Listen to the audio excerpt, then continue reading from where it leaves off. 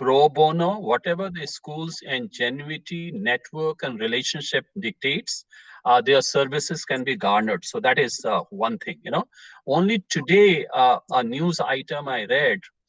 You have heard about Jada Penge. He is known as Forest Man of Odisha, who has planted the entire forest, Mojali forest in the Jorhat area of district of Assam, right? His story is now being taught in the curriculum of schools in the United States of America. So I think what is forestation, why the trees could be planted, how it can be done, what is the purpose behind it, who can tell it better than Jadhav? And I think Jadhav, should be given a Mercedes car by the government to move around the schools and teach the children. So there are examples and there are inspirations, and it can be done as Mr. Sunil has said. Right, sir.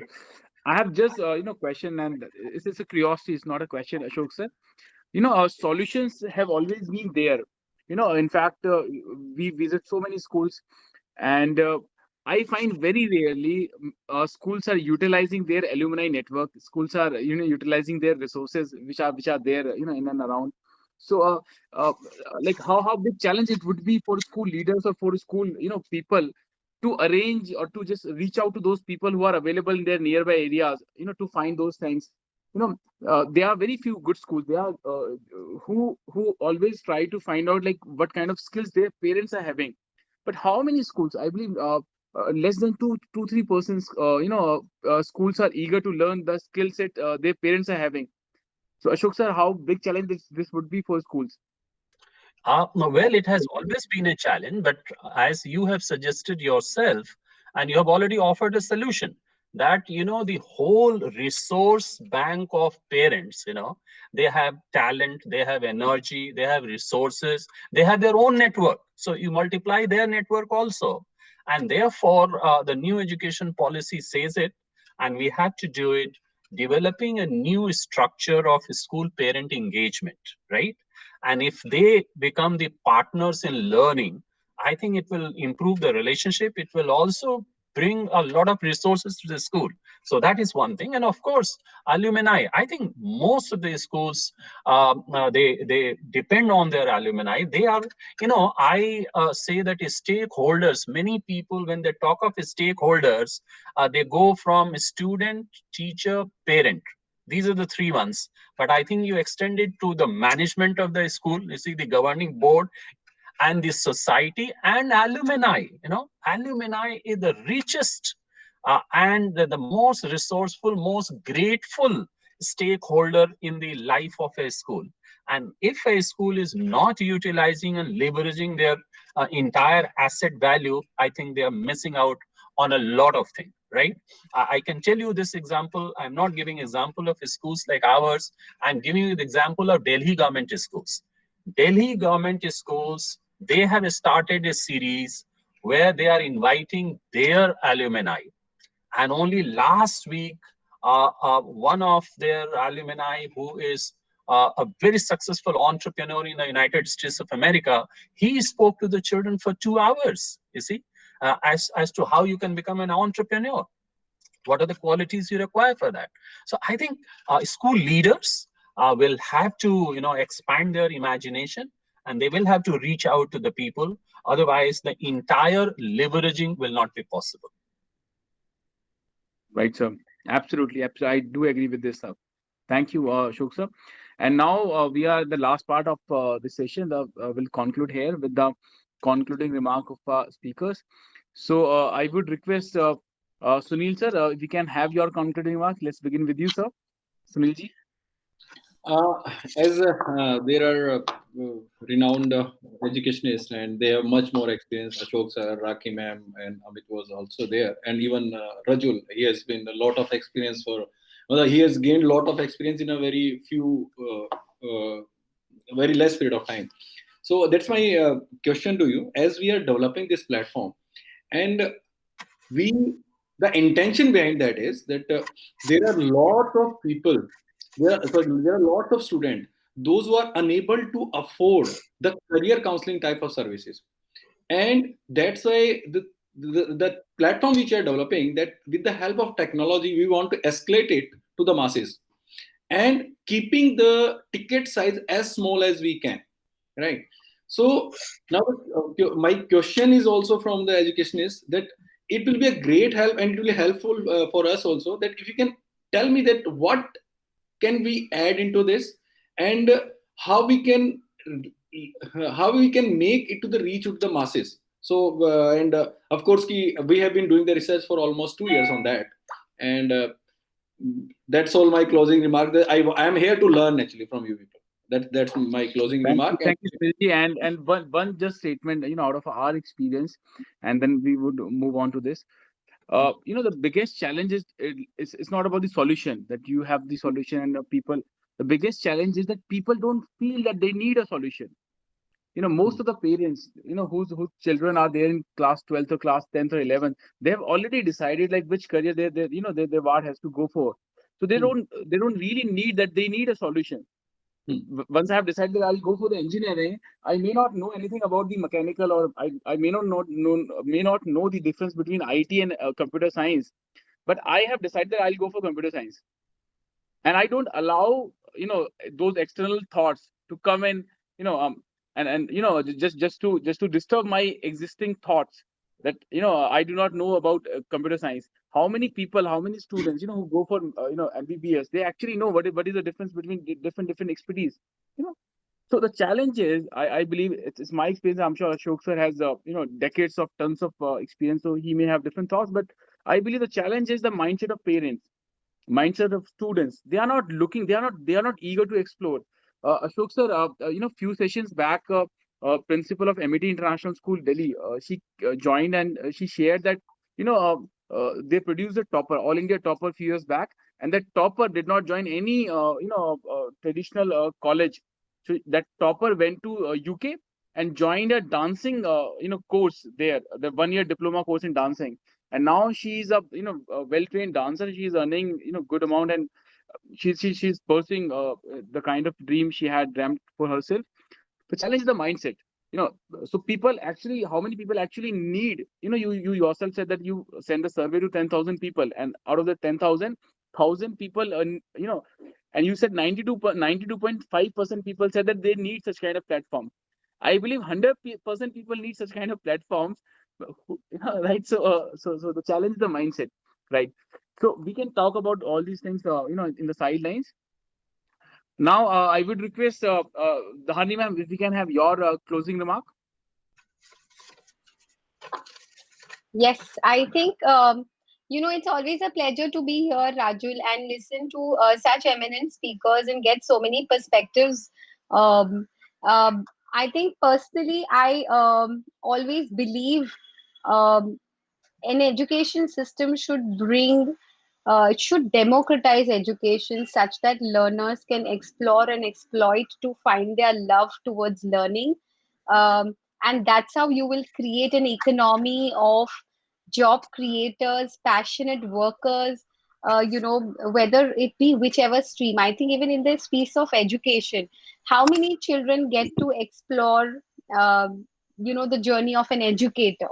If there are passionate educators, you will probably create so many children who grow with this passion of becoming educators, because their lives have been touched by such amazing and inspiring educators. So I think we need to see that more and more, and you will see that more and more when you have more individuals who are pursuing what they love to do, because that's where they will inspire, they will amaze, and they will be role models to people that, hey, if you do what you love to do, that's what success is going to be. And that is what is going to bring you immense joy and happiness, and that's what life is all about. I think that if we achieve success in creating that for our young budding learners, we would have established a successful education system.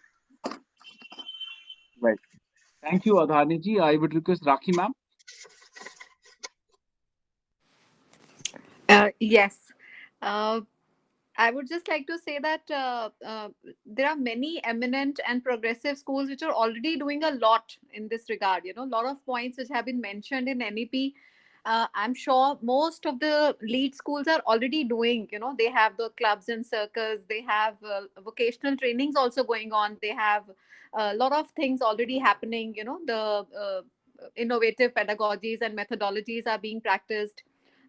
They have experiential learning in their schools. So it is for the schools who are not who have not changed with times. It is for them to understand the importance, and through this platform of yours, I'm sure this inspiration is also coming in. A lot of school leaders and a lot of people who've not adopted these methodologies, and they have not acknowledged the importance or the need to change with these changing times. So I would like to congratulate you for taking this initiative and working towards this vision. And thank you for having all of us here. Thank you so much. And I wish good luck to all of us, the change makers. So thank Thank you, you. Rakhi Yeah. ma'am. Now, I would request, sir, you said like this platform is becoming like a records of Sachin Tendulkar, and you as Mr. said that you are the Bhisham Pitama of this, education community, and we also hear such kind of views from a lot of other leaders as well, sir. So I would request if you can have your, comments and your blessings, Ashok sir. Yeah, so thank you, Rajul. I'm a little scared of that Bhishma Pitama title. So, but I fully respect Amit's sentiments. Since Sunil has given a particular direction to the discussions, let me share with you very briefly. I'm very conscious of the time now. In the early 90s, though I was a physics teacher, I was also a career counselor, because those days, counseling was not a very well known thing, but I took it upon myself and I said, I will do that. So, two or three experiences I will tell you, and just take yourself back to early 90s, then you will appreciate the context. And that was in a foreign country where Indian diaspora were there, and I was teaching their children. So, I was advised by the parents, sir, you forget about counseling and guidance, you just give us information, right? So information is the first thing at that point of time. And then we did a research and we found three sunrise industries at that time, and that was hotel management, fashion technology, and IT. So these were the three sunrise industries coming at that time, apart from other engineering, medicine, and things like that. And we said, so that is how we introduced that. You get my point? Now, fast forward to 2001, 2, 3, 4, 5, when I was here in Delhi as a principal, I never advertised at the end of the result that how many of my children have gone to IIT or medical institutions or something like that. I started advertising how many of them have gone to law, how many of them have gone to fashion, how many of them have gone to journalism, how many of them have gone to Vishwa Bharati for fine arts or for Delhi College of Fine Arts, those careers. And then I saw that, my science students started opting for humanities, you see. And then people started saying maybe this school is not producing IITians. So quietly somewhere in one corner, we will also say, no, no, we have IITians also. So I think we are working in a bubble. The career options are galore. All of us know all careers are good. There is no good or bad career. But the only thing is, I'll give you a typical example of a student of mine who was very, very passionate about automobile engineering. And he said, okay, I will do nothing except automobile engineering. And 2 years after passing out, he comes back to me and he said that, sir, I'm in the second year of IT in Thapar Engineering College. What have happened to your automobile? He said, sir, that was my passion. But where is the perk and possibility in automobile engineering in India? You see? So I think these things are there. But yes, we have to make our relentless effort. And that is why I said in the beginning, the purpose of life, what gives you inspiration, what gives you mojo moments, who are the people who are influencing you, and are you going to make a difference? I think that is what we have to teach our children. That the purpose of education, technology, everything is to do good for the society. And you can do good for the society through any means. I gave you the example of Jadhav paying, what education he has and what he has not got in his life. I think the greatest fulfillment that he has got, I'm sure any IITian topper hasn't got it. So I think that is the main crux. Okay. And of course, at the end, congratulations to you. Congratulations to my distinguished panelists here. It is always a pleasure to be on your show. And education is in for revolution, I can tell you. The way we have taken it forward, the education policy in all its facets is going to make a huge difference. I'm very, very optimistic about it. Thank you, Rajul. Thank you, Uh, sir. Thank you. Once again, big thanks to all of you. And yeah, Sunil, you have to say something. yeah, Rajul, as sir mentioned in 1990s, that parents used to ask, you just give us the information only, right? So that there was a lack of information at that time, and then the era came, the internet came, and then every information was available on the internet, right?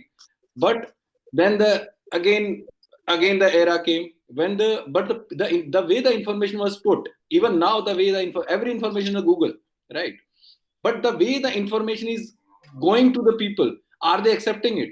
Is it in a simplified manner? So what we are doing is, it must be, first we have to inculcate the habits among the childs, like sir was giving example of automobile engineer, right?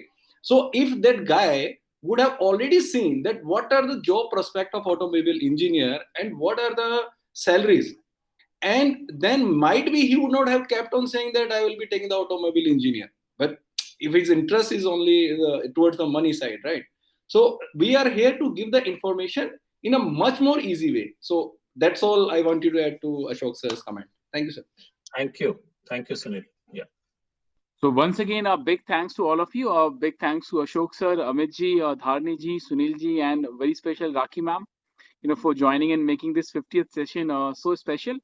Ashok sir, thank you for your blessings. We Thank would, you. continue to look for your blessings and guidance. Thank Thank you, you. Ashok sir, Thank you very and much. thank you all. This was for the day. Thank you. Thanks a lot. Thank you. Thank you, Thank Sunil. Thank you, Rajul. and you. Thank you very congratulations for the much. 50th one, Rajul. Many more to come. Wish you Big good luck. thanks. Big thanks. Big thanks. Congratulations. Thank you. Thank you. Thank you. And good to see you, Raki ma'am, again after a long time. Yeah, same here. Same here. I've been Yes, missing you. Dharni ji, Yes. after a long time. Yes, you've Yeah, joined after a long time. Yes. yeah, I've been a little. And I was, Rakhi ma'am was there just 2 sessions before, right? You have joined us Ah, after tens of sessions, yes. No, and lovely to I meet must you. say, right? you, the way you bring out, the essence of Furtado School of Music, nobody else can. So that also I would like to say. Thank you. Thank you so much. Thank you. The Yes. passion is visible from your heart when you speak, so you're able to really bring in the difference. Thank you. Thank you very much. Have a lovely Okay. day ahead. Bye bye. You too, Thank you all all. of Bye you. bye. Take Thank care, you. everybody. Yes. Okay.